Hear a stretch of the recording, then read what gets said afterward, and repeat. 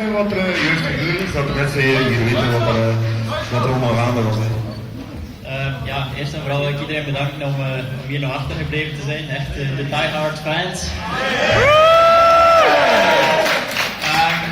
Ja, het was natuurlijk geen optimale trip om hier te gaan. Weer een motorprobleem met het vliegtuig, maar ik denk dat dat een beetje de story van 2017 is. Uiteindelijk er toch geraakt, een beetje later dan voorzien. En het is toch leuk om nog zoveel fans hier te zien. Zoveel enthousiaste mensen hier. En ik ben toch blij dat ik wat tijd bij jullie heb kunnen doorbrengen hier. Misschien niet zoveel als dat je zelf gewild hebt, maar ik ben zeker dat in de toekomst nog opportuniteiten zullen zijn om een groter fan-event te kunnen organiseren. Want ja, we hadden vandaag op de Facebookpagina om vragen op te sturen. Dus we hadden een heleboel gekregen, Franstalig, Engelstalig, Nederlandstalig. We hebben er 5 moeten uitselecteren, natuurlijk kon dat niet allemaal. Dus de 5 beste vragen, volgens het bestuur, ook de goede vragen. Dus stop voor het hou je vast. Hè. Dus de eerste vraag komt van Patrick Verschuren en Katrien de Witte. Hoe ervaar je Alonso als teamgenoot en hoe voelt het om hem te verslaan in de quali of in de race?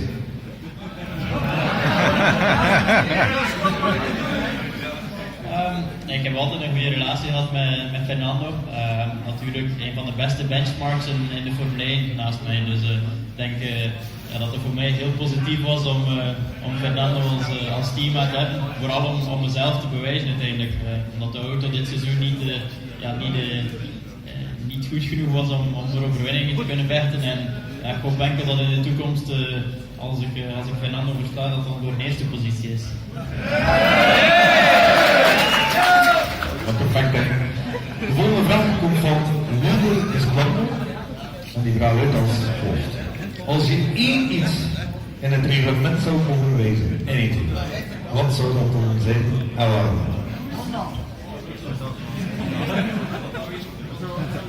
Het zijn een paar dingen dat ik wel zo wil verrassen.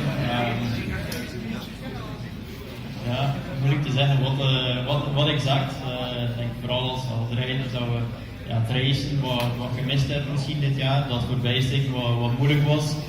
Ik denk dat het motorenreglement misschien wat te moeilijk is dat er te veel verspreiding is tussen de constructeurs en we moesten al de motors dichter bij elkaar leggen, dan ik denk dat we dan een betere wedstrijd doen.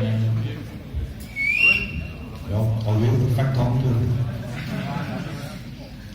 Nu wordt het moeilijk voor mij. Hè? De volgende vraag is in het Frans. Van Christian Doze.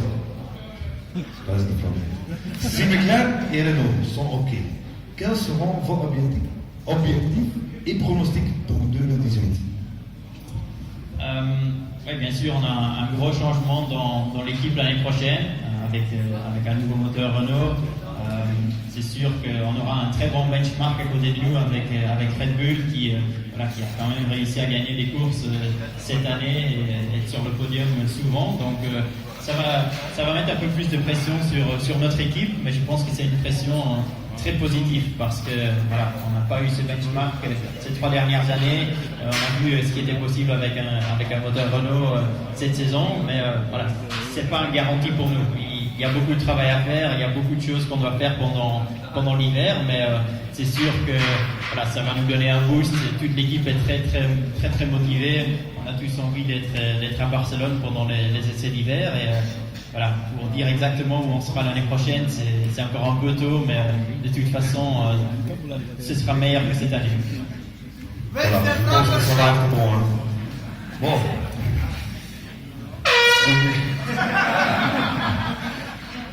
So, the next question is in English.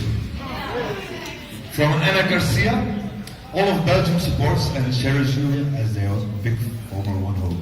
But you have many international fans who support you too. Do you find it odd to visit countries like Japan or Mexico and find fans there? How does it feel? What does it do? Yeah, I mean, we have the luxury to visit and travel to a lot of different countries, and it's always great to see the different cultures, even though we're not really having a a lot of time to visit the city. Usually it's from airport to hotel to the circuit. But yeah, there's definitely some countries that stand out with the fans. You know, some that are pretty amazing, always give you gifts, and yeah, I think it's very nice to have a lot of fans there because they support you, they motivate you, and what I think as a driver is the best feeling is really a home race because you have your family, your friends there, and obviously all of your home fans as well. So this is always the best feeling.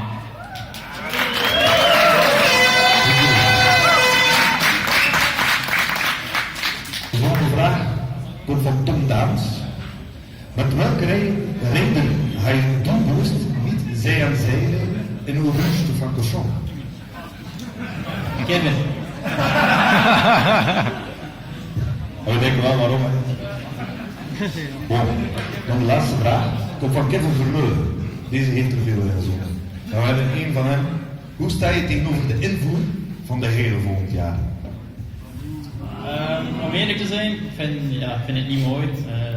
Ik denk dat niemand het uiteindelijk echt mooi vindt, maar ik denk dat sowieso iets zal zijn dat een beetje tijd vraagt en dan zal het uiteindelijk normaal zijn voor iedereen. Ja, de looks vind ik zeker niet het beste. Ik denk dat het zeker veel beter kon, maar ja, de FIA heeft er heel veel werk in gestoken om de veiligheid van de rijders te verbeteren. En ik denk dat dit als short-term solution waarschijnlijk de beste oplossing is. Dus ik denk dat in de toekomst er nog heel veel zal veranderen uiteindelijk. Ja, jammer voor de looks, maar de veiligheid gaat boven alles zijn. Goed, Stoffel, we hebben een tomla gehouden met een replica haan van jou, een tekening van je wagen. En hier staat nog een stoel. We hebben jou in deze stoel, misschien wel dezelfde niet, maar we hebben jou zien rijden in de simulatie. Eén man heeft dat gewonnen, maar zou je zo vrij willen zijn om hem nog te signeren? Dus dank u, Marie.